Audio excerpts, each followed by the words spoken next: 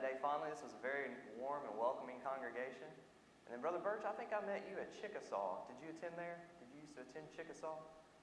My son preached at Chickasaw. Yeah, okay. I was up there with him. Yeah, I met Brother Birch in 2010. Oh, great, you found it. Thank you. In 2010, so a lot of fond memories of this area, and it's good to be back. I want to praise the wisdom of Wes for booking and placing the schedule like he did and having Brother Clark before me so that there would be an audience here. I really appreciate it. If he had done that vice versa, I would just kind of be rehearsing this, I think, to an empty room. And B.J. Clark is always the main attraction where he is because he has a deep understanding of the Scripture and just a great way of explaining it and sharing his wisdom with us. So I'm very thankful for that.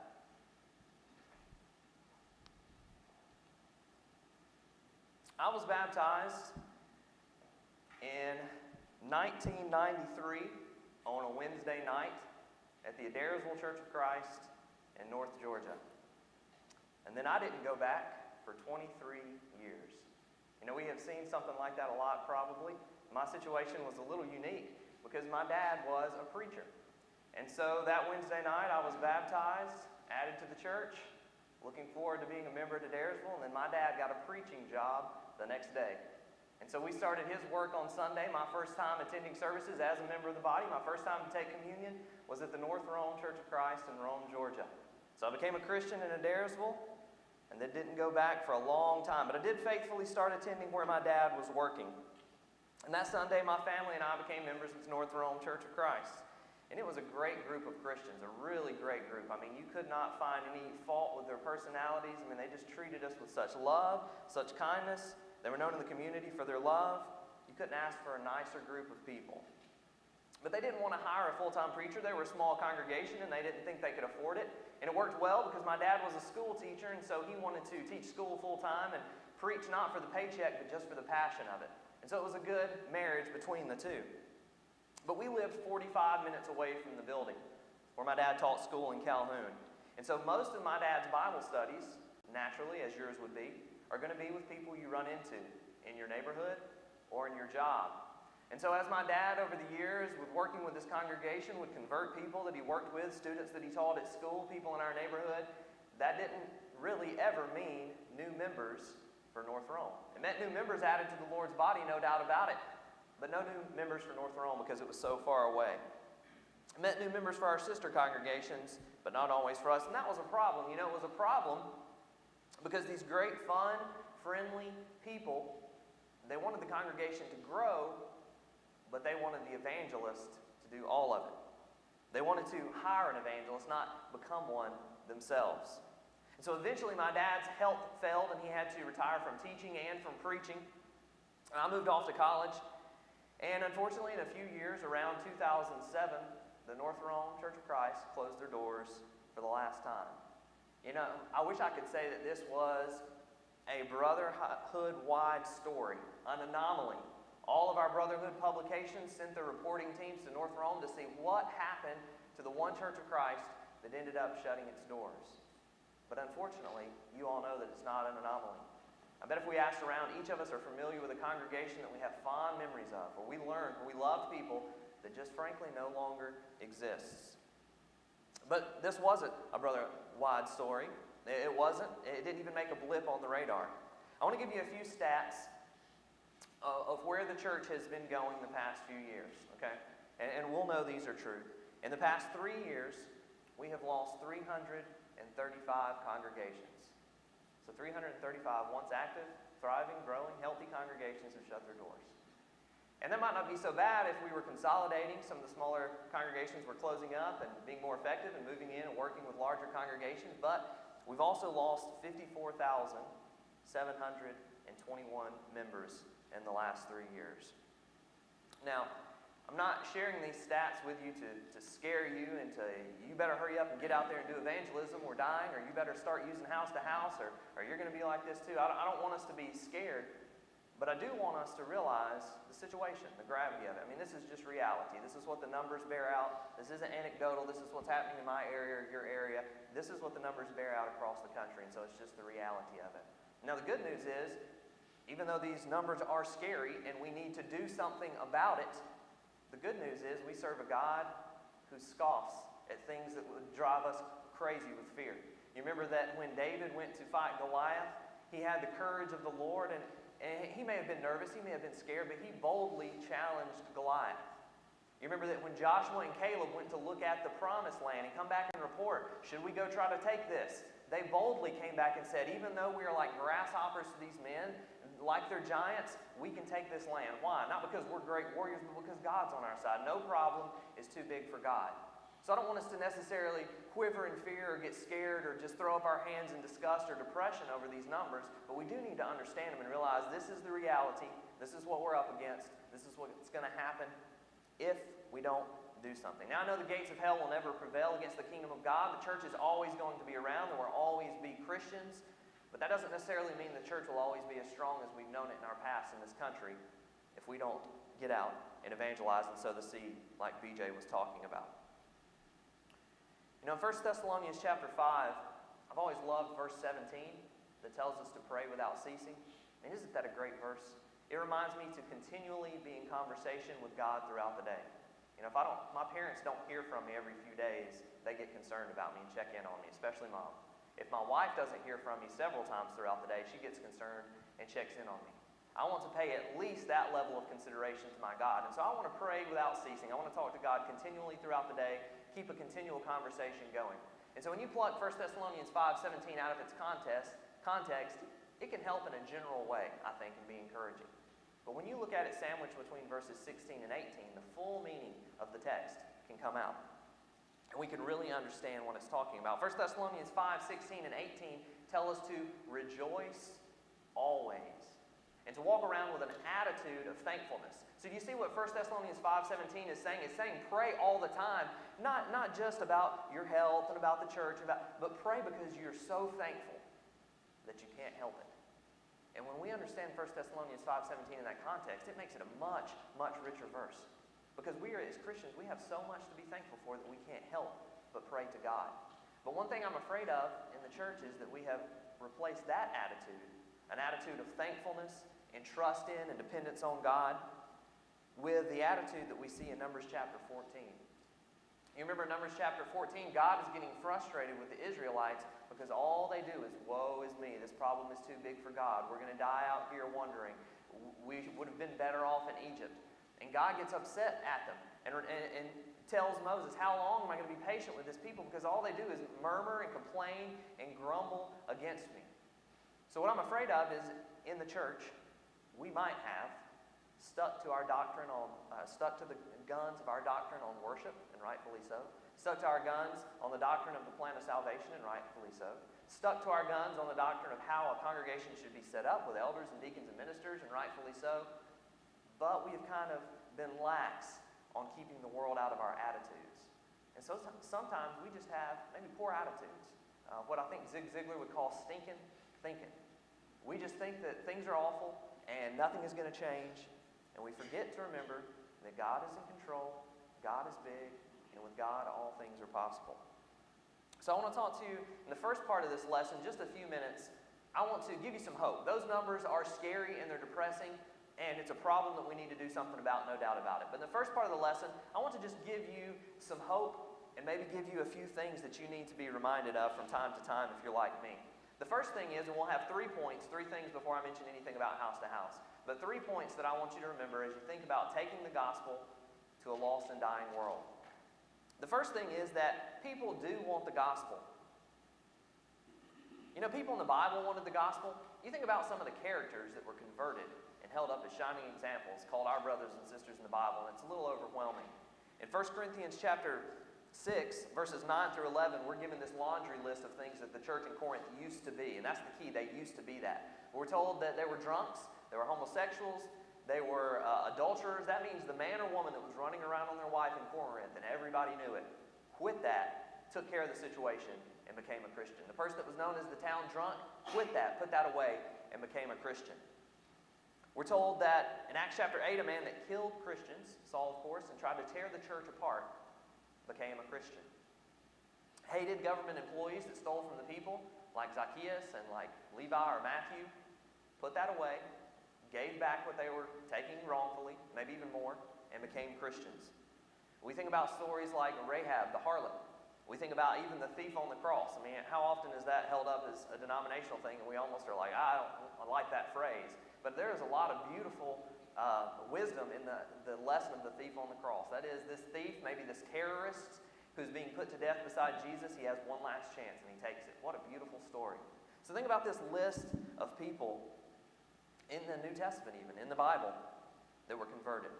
If a drunk, a homosexual, and an adulterer can be converted, if a murderer, if a thief, if a harlot can be converted, then people can be converted today.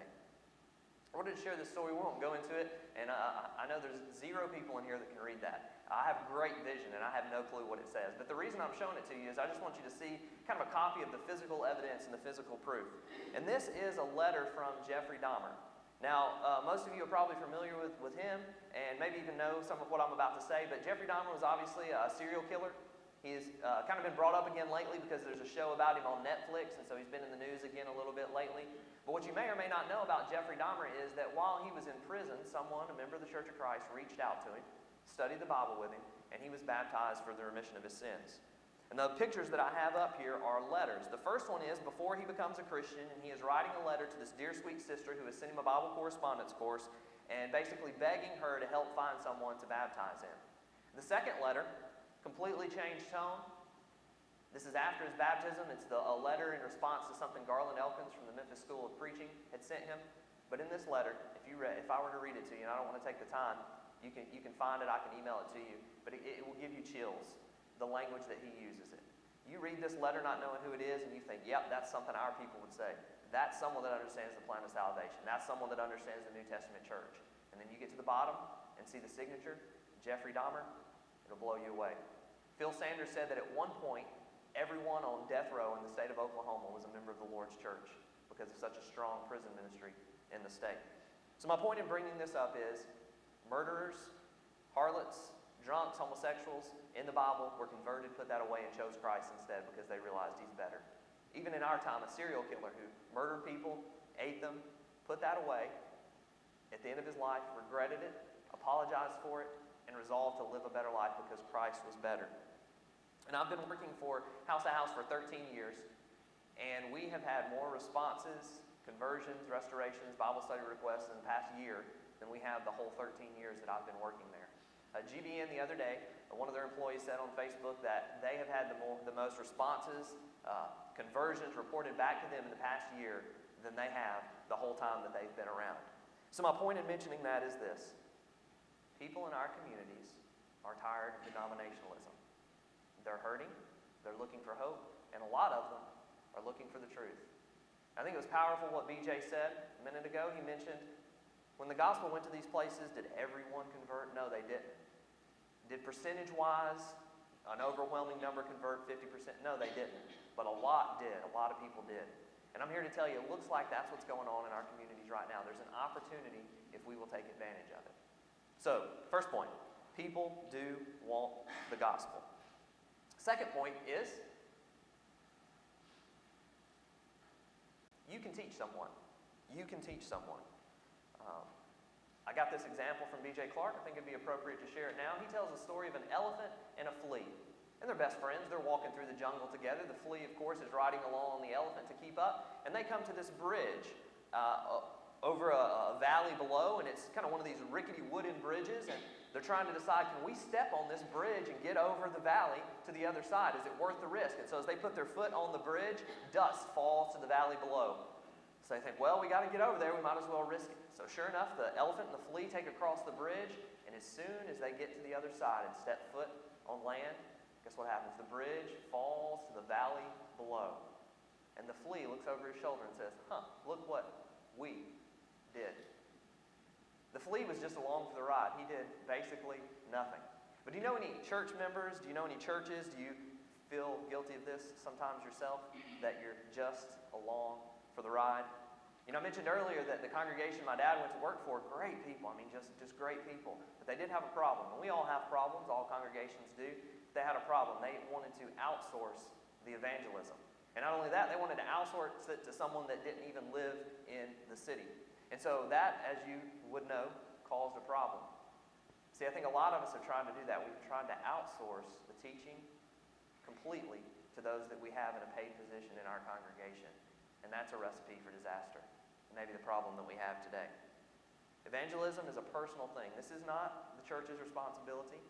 This is not the elder's responsibility. This is not the preacher that gets up every Sunday morning, his responsibility. But personal evangelism has to be taken personally. If our members will get out and study with their friends, people that we as the preachers and the leadership will never come in contact with, if we'll study with our friends and with our neighbors, that's when churches will grow. Jerry Jenkins worked with the Roebuck Parkway congregation in Birmingham, and he took that group from a small group up to a very large group. And he once said, if you have 3 evangelistic members at your congregation, that is, they are either in a study or looking to get in a study. If you have 3, your congregation will grow beyond your building. Now, that's a man who knows evangelism and is an expert. And I don't know if that's 100% true, but he knows a lot more about it than I do, so I'm going to take his word for it.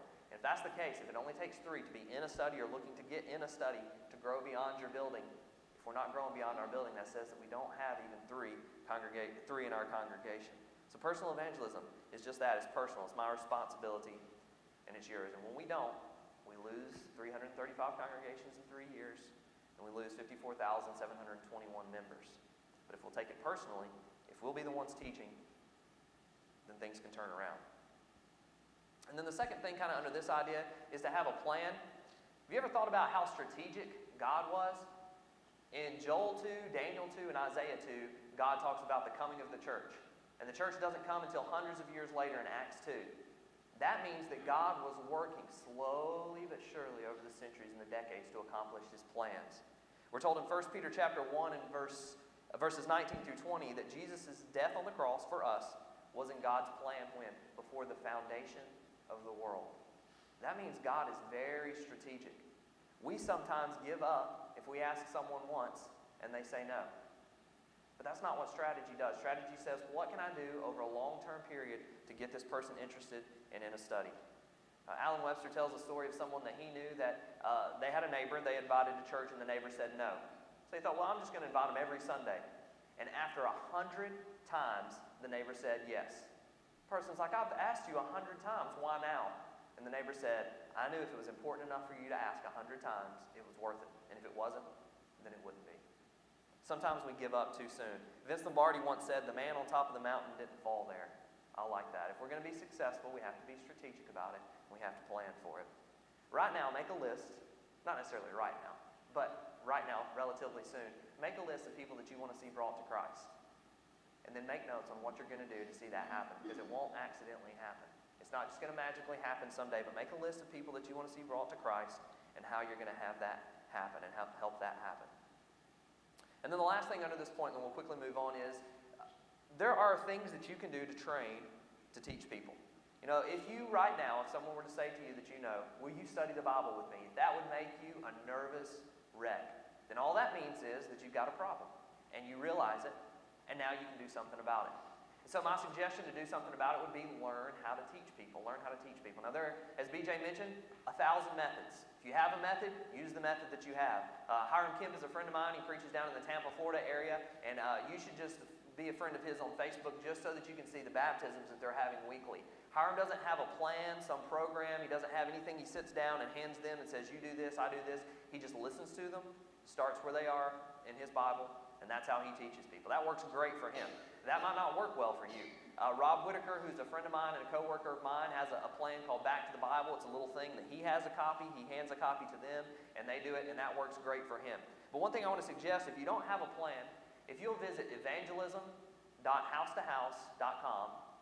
Again, that's evangelism.housetohouse.com. Rob has some of his material on there and information, but Rob will show you how to do a Bible study. He has a DVD that he's produced that he will walk you through and teach you how to do a Bible study with someone. And in the end of the DVD, they will actually tape a live Bible study, and they'll show you what it looks like to actually sit down and study with someone. If you order his $3 material, you'll order the DVD. If you don't know what you're doing, this will help you. And there are a lot of ways to learn. This is just one that I wanted to suggest. So finally on this point, very few people are going to come to the doors of the church building knocking, looking for truth. Where did Jesus find Peter? He found him at work fishing. Where did Jesus find Matthew? He found him at the receipt of custom. He found him at work. Where did Jesus find Paul? Found him on the road to Damascus. If we are waiting on people to come in the church building, we're going to be waiting and waiting forever. That's not how it works. We have to go out where people are and get them. People want the truth. You can teach them. And then this last one will blow your mind. Did you know that you can be nice to people you disagree with? Did you know that? That's true. A lot of people, I don't think, know that. Did you know that 1 Peter 3:15 says, "But sanctify the Lord God in your hearts, and be ready always to give an answer to every man that asks you a reason of the hope that's in you, like a jerk, making sure that they know you're right and they're wrong." Oh, that's beautiful. That just rolls off the lips. Doesn't that sound good? Of course that's not what it teaches, but sometimes we act like that's what it says. 1 Peter 3:15 really says to sanctify. You know what sanctify means? It just means to have a special spot set apart, okay? So we call this the sanctuary sometimes. That just means we have this set aside for worship.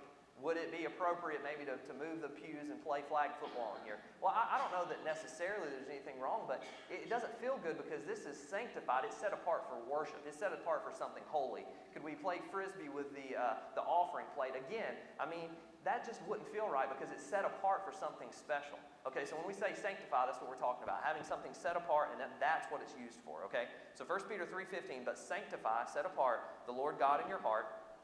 Be ready always to give an answer to everyone that asks you." Now that doesn't mean you have to answer every Bible question on the spot. What does baptism for the dead mean? What does this symbol mean in the book of Revelation?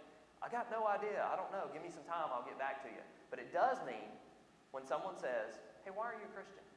What do you do to become a Christian? Why do y'all act different, talk different?" That you answer them. You're able to answer them on the spot. And if not, we've got to get there. But here's what the last part of the verse says that I wanted to focus on. It says, "Be able to give an answer to everyone that asks you with meekness and fear." You know, in Galatians, we read the works of the flesh and the fruit of the Spirit. And if you read through the works of the flesh, there are some of those that we are more comfortable with than the idea of meekness and fear. Isn't that sad? We are more comfortable sometimes with the idea of "I'm right, you're wrong," and gruffness and toughness and rudeness, which are some of the things listed in the works of the flesh.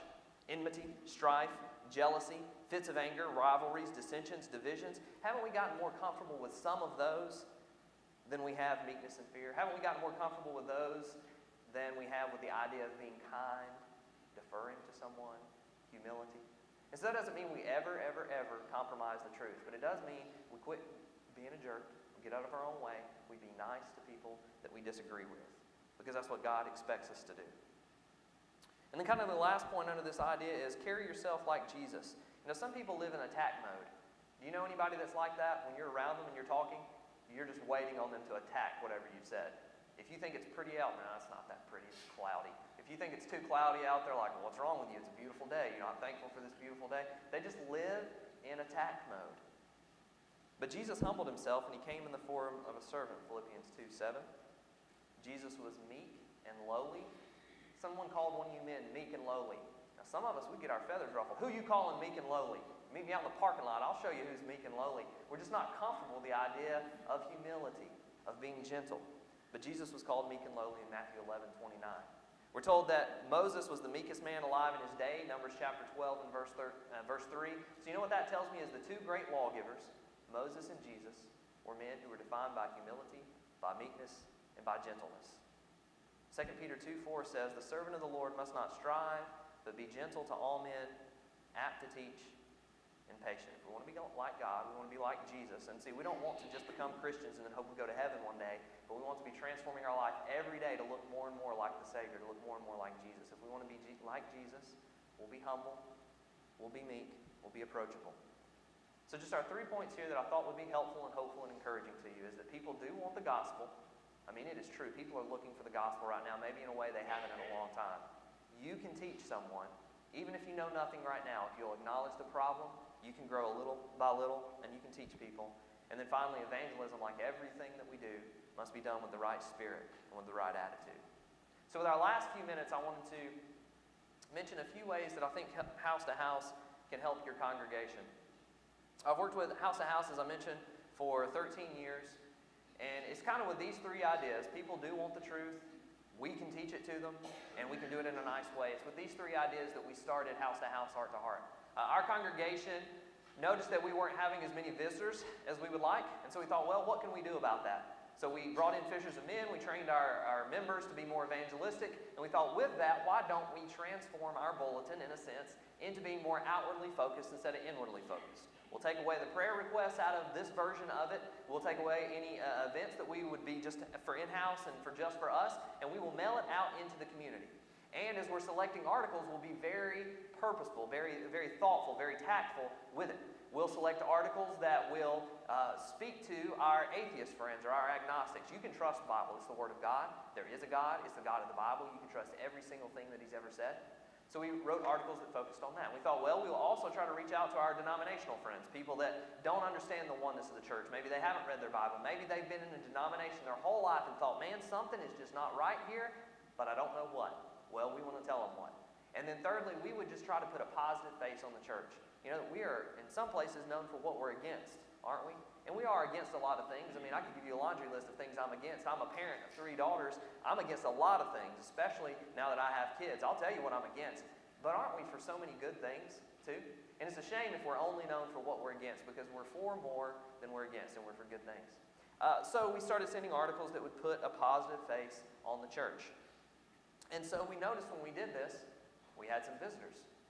We had some conversions as a result of sending this. And as we did it, our sister congregation started to say, well, that's going well for you. Can you help us do that? And so we did. We found a way to customize the front and the back for our sister congregations. We worked with the post office and a printer, and we figured out how to mail it out into their area. And so with this idea, we went from one congregation to all the congregations in our county to several of the congregations in our area, and we've grown over the years. So we started with just our congregation, and to this point, we have worked with 4,000 congregations of the Church of Christ. We currently work with churches in all 50 states. We've worked with churches in 80 foreign countries. We currently do each issue in English, Spanish, and French. And we send out to about 2.5 million homes each issue. And this is only a testament, I think, to the power of God once He gets involved with something. To see a small staff with very limited assets and abilities be able to do something that has grown like this.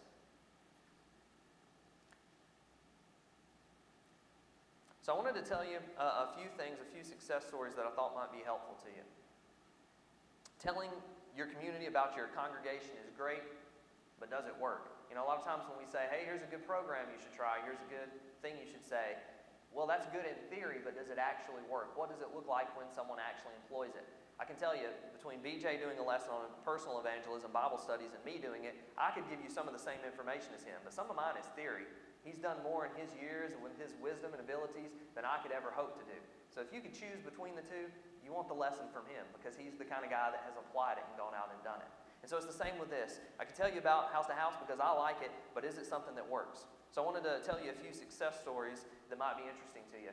The man in this picture, and this is one of our brotherhood magazines called Christian Family, but the man in this picture is Freddie Klein.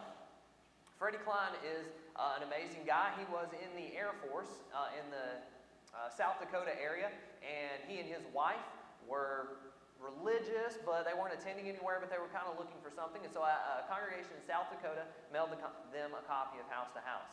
And they got it, and they visited the congregation, and they became Christians. They were converted. And so a couple years into being converted, Freddie goes out of town one week for business or for something Army related, and he comes back and his wife has packed up all her stuff, and she's left. And so Freddie's world was kind of rocked. You know, I thought we were both Christians. I thought we were both doing this. And what's going on? So for 6 months, the wife is off with someone else. Well, about 6 months later, she comes home, begs, please take me back.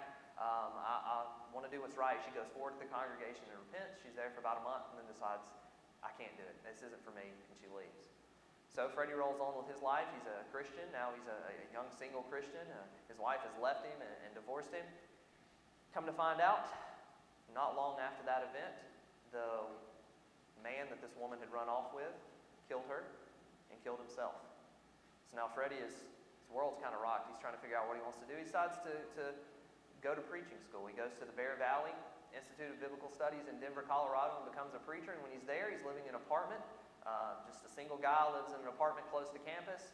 And the woman here that's pictured with him is his neighbor across the hall. So as they meet, she asks, well, what are you doing here? I'm here for preaching school. Preaching school? Well, I've got some questions about the Bible.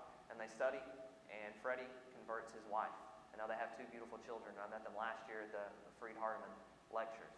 But Freddie is one of 4 guys that we know of that have first come in contact with the church through house-to-house mailings that have now gone on to preaching schools. Here are 3 more. Top right, Oscar Graves got it from a church in Austin, Texas, and attended the Magnolia Bible College before it closed its doors and now preaches in the Austin, Texas area. Bottom right is Joe Wilson, who is currently a student at the West Virginia School of Preaching. He had someone studying with him, invited him to church while he was there. He got some copies of House to House out of the back, the lobby. He got a copy of every tract that we had produced that the church had, went home and read them, cover to cover. And along with that, studying with his friend, became a Christian and now is enrolled at the West Virginia School of Preaching. And in the middle is Johnny Royal. Johnny was converted. Rob Whitaker, who works with me now, his congregation would door knock every summer the areas they were mailing. And in one of those door knocking campaigns, Johnny's parents were converted. And then Johnny now is a second-generation Christian from the mailings of House to House and Rob's effort following up those areas. And Johnny's currently a preaching student at the Memphis School of Preaching. We had a story one day, a man woke up in his truck about 6 in the morning. He was black and blue from drinking the whole night before. Said he didn't remember how he got to his truck, didn't remember what had happened the night before, but he was in a lot of pain, and he thought, if I keep this up, I'm not going to make it. I'm literally going to die if I keep this life of drinking and partying up. And so he thought, I've got to get some religion. I've got to go to church somewhere, but I don't know where to go. I don't know anybody that's religious. Where would I even go to church? And then he remembered, hey, a congregation recently mailed me something. And so he said he moved beer bottles around and empty cigarette packets and old mail and speeding tickets and all kinds of stuff and pulled out a copy of House to House from a church in Arizona where he was that had sent it to him. And he immediately drove that morning to the church building. So he got there before the doors even opened, met with the preacher, talked with him for a while, kept attending, eventually studied, and I met him at a lectureship a couple of years ago. All because a congregation cared to reach out. You know, the man didn't even care what the doctrine was at the time. Isn't that amazing? I don't care what they teach or anything, but I just need to find a church. And then once he found them, then he studied, then he realized there was more to it. But he became a Christian just because they cared. We worked with the East Ridge Church of Christ in Chattanooga, Tennessee. They mailed out to their area, and they had an older lady who started corresponding with them, who came to services, and she studied with their preacher, Charles Cochran, and became a Christian. And that was an amazing enough story. But what's really amazing about it is that a month after she became a Christian, she found out she had a life-threatening disease, and she died a month later. And so it's not just that this congregation reached out to her, but it's when they did. We had a lady in Seattle, Washington call us a couple years ago and said, I'm in my 40s. My husband and I have kids that are in their 20s.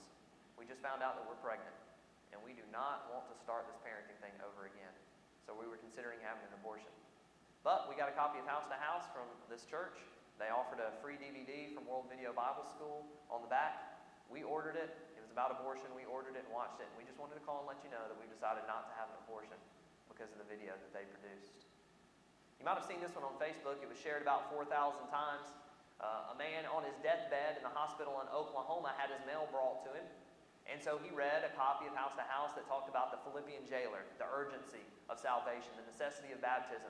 And on his deathbed, he read it and read it again and read it again with an open Bible. He called the church in Oklahoma that was sending it to him.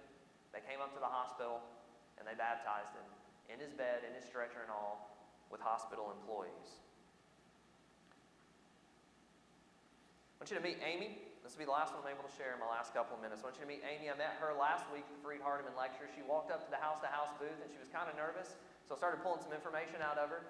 And she said to me, I just want you to know your publication is my favorite out of everything in here. And I thought, oh, well, that's really nice. Thank you for saying that. But why do you say that? There's a lot of good stuff in here. And she said, well, it was my first introduction to the doctrine of the Church of Christ. And she said, I got House to House for 2 years and just threw it away.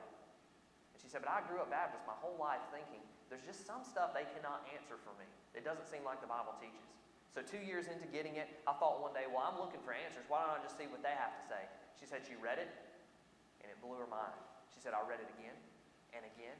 And my first thought was, why have I been throwing these away?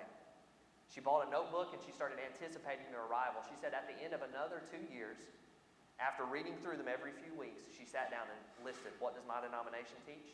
What does it look like the Church of Christ is teaching? She got out her Bible and she cross-referenced them. She shut her notebook and said, I can't be a member of my denomination anymore. She came up to me and she said, my family and I have just placed membership here at the Estes Church of Christ, which is just right outside of Freed-Hardeman University. The last thing I want to leave you with is this. House to house is not the best thing for evangelism. There is no program that your congregation can start that will be the cure-all to turn things around, that will be the best program for evangelism. But the key is, Psalms tells us that the law of the Lord is perfect for converting the soul. So the key is getting the message out to the people.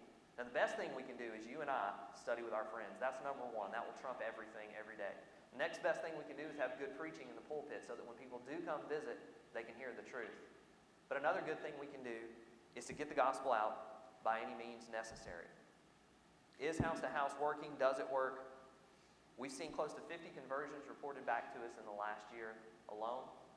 My estimation is that we get back less than 10% of conversion stories reported to us. And if that's true, that means we had closer to 500 conversions that happened through the mailings. We work with about 1,000 churches, so that means that about half the congregations that we work with would have had a conversion in the past year from the mailings. This isn't the cure-all. This isn't the end-all be-all of evangelism.